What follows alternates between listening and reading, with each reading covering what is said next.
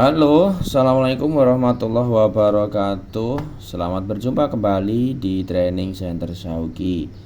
Kali ini kembali kita akan membahas suatu ilmu pengetahuan di bidang hidrolik ya.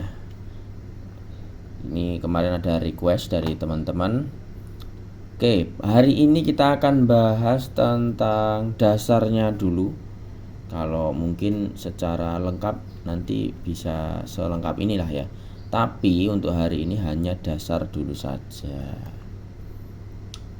Pernah menjumpai seperti ini? Ada suatu unit atau mesin yang namanya forklift. Dia bisa mengangkat, dan untuk mengangkut benda kerja seperti ini. Kemudian ada hydraulic jack atau dongkrak kalau bahasa kita ya, yang fisiknya kecil tapi dia bisa mengangkat mesin atau kendaraan ya, biasanya untuk ganti ban dan lain sebagainya. Kemudian ada dump truck yang mana baknya ini bisa membuka dan menutup seperti ini. Kemudian ada megazord, eksavator maksudnya. Eksavator atau mungkin ketemu dozer juga, bisa juga backhoe loader seperti yang kemarin. Nah, di situ semua alat ini yang sudah ditampilkan tadi menggunakan satu sistem yang namanya sistem hidrolik. Lalu sistem hidrolik itu apa?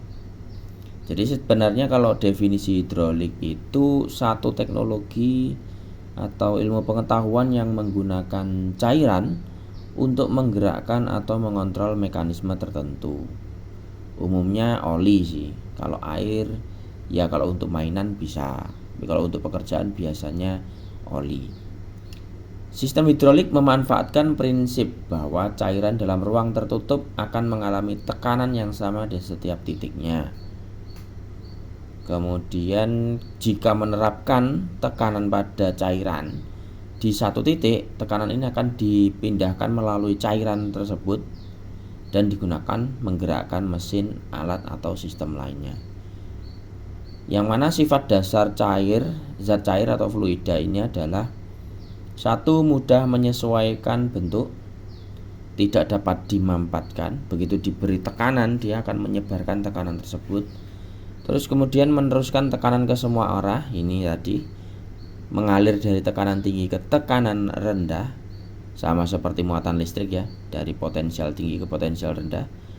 Mengalir dari tempat tinggi ke tempat rendah. Ya, ini sama aja sih, tekanan tinggi, tekanan rendah. Jadi hidrolik itu nggak jauh-jauh dari hukum Pascal, sama seperti listrik yang nggak jauh-jauh dari hukum Ohm ya. Namanya juga hukum yang terkait dengan ilmu pengetahuan tersebut ya pasti. Hukum Pascal itu kalau bunyinya ya zat cair dalam ruangan tertutup mendapat tekanan, maka tekanan akan diteruskan ke segala arah, sama rata, tegak lurus bidang permukaannya. Nanti ada penggambarannya. Kalau kita alihkan ke zat padat sebenarnya sama aja sih. Bukan sama aja, bisa kita pahami ini untuk pemahaman saja ya, tentang rumusnya hukum Pascal ini. Ada F sama dengan P kali A. Kalau diputar, P sama dengan F per A, dimana gaya atau F, terus P ini adalah tekanan, A luas permukaan. Contoh, ini ada dua piramida, satunya terbalik, satunya enggak terbalik ya, piramida yang kepotong atasnya. Ini jangan ngomong yang aneh-aneh itu ya. Saya nggak mau nyebut namanya. Bukan konspirasi, ini untuk pemahaman. Misal di sini ada beratnya sama-sama 1 kg. Nah, berat itu kan juga bisa kita jadi dianggap force atau gaya ya. Kalau berat itu kan dianggap gaya ke bawah, ikut gravitasi. Berarti 1 kg force di sini sama-sama 1 kg force. Sedangkan kalau yang kuning itu area yang bawah atau yang menekan tanah itu 4 cm persegi luas areanya, maka nilai tekanan yang diterima lantai atau tanah itu adalah ya sesuai ini tadi, P sama dengan F per A. F nya 1 kg force dibagi 4 cm persegi, maka di sini adalah 0,25 kg force per cm persegi, atau kalau dialihkan ke dikonversi ke satuan lain itu 3,5 PSI. Berapa bar itu saya lupa, silahkan dicari ya. Sedangkan kalau yang hijau, karena pembaginya itu 100 cm persegi, maka angkanya jadi lebih kecil. Bandingkan saja 3,55 dibanding 0,14. Makanya kenapa pisau itu ujungnya tajam atau luas. Maka kenapa pisau itu ujungnya tajam atau luas permukaannya itu kecil, supaya kita lebih ringan untuk memberikan gaya ketika kita mau memotong sayuran, daging atau apa seperti itu. Ya bayangin aja pisau kalau ujungnya itu luas permukaannya cukup luas, berapa gaya yang kita butuhkan untuk memotong sayur, pasti lebih besar kan. Next, nah ini baru masuk ke cairan. Ini maksud yang tadi, ketika diberi tekanan, misalkan ini suatu wadah tabung yang terhubung di bagian bawahnya. Ketika kita kasih tekanan ke satu bagian ini, maka nanti semua pressure akan disebarkan ke semua tempat tegak lurus. Itu ya, tergantung bidang bidang yang kena tekanan. Kadang belepotan. Nah, di sini ketemu rumus lagi PFA itu. Tapi di sini dijelaskan kalau P1 atau P yang di sini, yang di kiri sama dengan P yang di kanan. Sedangkan rumus P itu kan F per A. F-nya itu gaya dorong yang ke bawah ini. A-nya adalah untuk luas permukaan yang mendorong fluida. Jadi di sini kalau saya di bagian F1 memberikan gaya sebesar 1 kg force, sedangkan luas permukaannya yang menekan fluida adalah 1 cm persegi, maka F-nya itu berapa itu? Ya tadi apa? Lupa ya Allah. Kilogram force per cm persegi. Itu pressure yang di sisi ini, di dalam ini. Karena pressernya ini sama, berarti lah ini kita ketemu 8 cm. Nah, ketika F1 ini saya beri tekanan ke bawah, 1 kg force. Di sini kan nanti akan mendorong bagian kanan ini piston, sehingga nanti akan ke atas gayanya. Dari gaya yang kita berikan ke F1 sebesar 1 kg force menghasilkan gaya di sini piston yang sebelah kanan sebesar 8 kg force. Ya, modalnya 1 kg force, tapi keluarnya 8 kg force. Kalau kita lihat di sini, dia mengorbankan jaraknya. Ya, ini jaraknya jauh nih gerakannya, menghasilkan jaraknya yang kecil. Makanya kenapa dongkrak itu bisa mendorong atau mengangkat kendaraan dengan tangan kita, gaya tangan kita. Tapi kalau kita perhatikan, kita berkali-kali naik turun. Nah, dia si outputnya ini di bagian piston yang F2 itu, dia naiknya sedikit-sedikit. Tapi dia pressernya itu atau gaya untuk mengangkatnya dia lebih besar. Nah, itu mengorbankan jaraknya ini. Itu untuk di sistem hidraulik. Ya. Berikutnya sirkuit dasar sistem hidrolik, ini pada unit ya.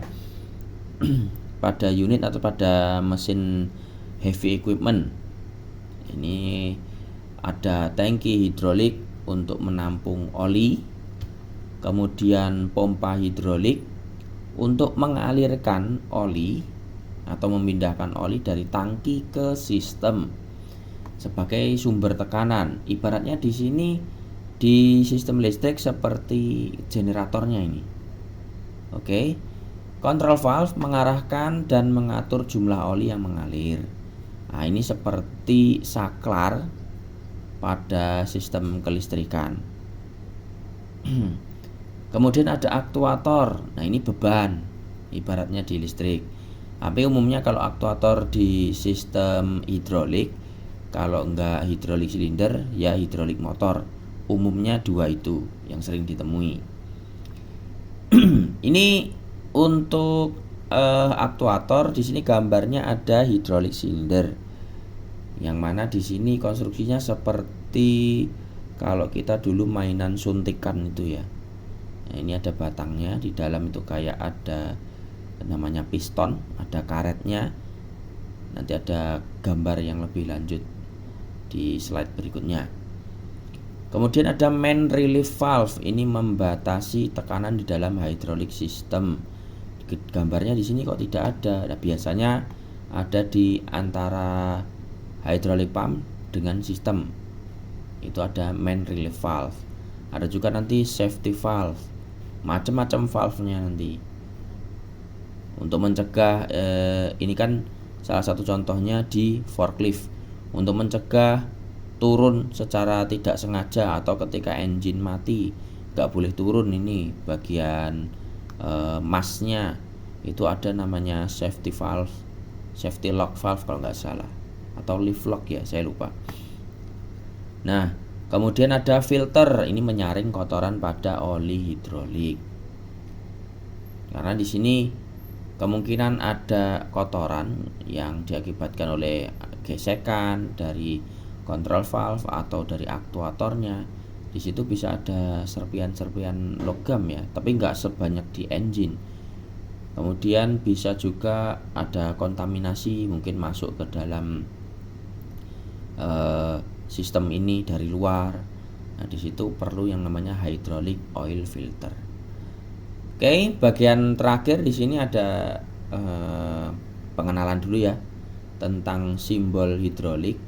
Kalau tadi ada pompa, kemudian di sini ada yang namanya relief valve untuk pengaman. Ini ada pompa, kemudian ada relief valve sebagai pengaman tekanan itu. Ini ada control valve, ini ada aktuator. Ini pembacaannya gampang, nanti kita akan belajar ya sekaligus simulasi, tapi di video yang lain. Ini namanya open center load sensing system. Maksudnya open itu apa? Open itu jalurnya terbuka, belum diapa-apain jalurnya udah terbuka. Nah, ini open, berarti dari pompa ke jalur ini masih netral ini ya, kemudian kembali ke tangki. Baru ketika nanti digerakkan si valve-nya, maka dari pompa ini langsung ke atas mengisi bagian bottomnya silinder, mendorong ke arah kanan gitu.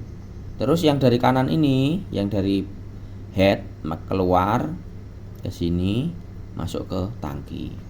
Ini yang open center load sensing system. Kalau ada open berarti ada close, betul. Nah, ini bentuk dari control valve-nya yang beda. Dan juga biasanya pompanya juga beda. Kalau yang tadi itu tidak ada tanda panahnya, sekarang ada tanda panahnya. Maksudnya adalah variabel pump. Jadi di sini biasanya otomatis ketika dia netral kan tertutup. Daripada mompa terus bikin habis energi dari penggerak motornya ini, maka di situ harus dinetralkan. Ini kalau variabel ini bisa netral, bisa mengurangi tekanannya. Kalau pas ya bisa nol tekanannya. Kok bisa? Ya nanti kita bahas tentang pompa hidrolik ya. Kalau ini digerakkan ke kanan, nah biasanya akan ada sensor supaya ini pompanya kembali memberikan tekanan, bukan netral lagi. Nanti akan mengalirkan oli sama seperti tadi. Oke, untuk hari ini ditunggu untuk komentarnya, mungkin request juga boleh ya. Sauki akan coba untuk cari ilmunya, buka-buka buku lagi, akan tampilkan semenarik mungkin lah untuk belajar itu biar agak happy. Atau mungkin suara Sauki bikin ngantuk ya, semoga bisa bikin pengantar tidur juga ya. Oke, gitu saja. Semoga bermanfaat. Terima kasih atas perhatiannya. Mohon maaf atas segala kekurangan. Sampai jumpa pada video berikutnya.